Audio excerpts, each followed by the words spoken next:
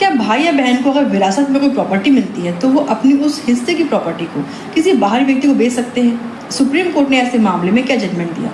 देखिए, एक केस हरियाणा का जिसमें कि फादर थे, उसकी डेथ हो जाती है और जो उन्होंने विल नहीं बनाई होती है तो जो उनकी एग्रीकल्चर लैंड थी उनके वारिसों को दे दी जाती है।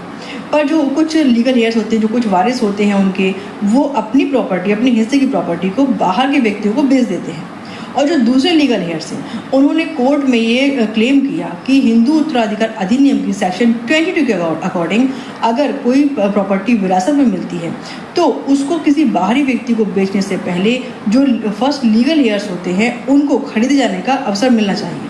और ट्रायल कोर्ट ने इस 22 के क्लेम को खारिज कर दिया, पर फर्स्ट एपीलेट कोर्ट ने उनके ट्रायल कोर्ट के जो डिसीजन था उसको पलट दिया और जो 22 का जो क्लेम था उसको एक्सेप्ट किया।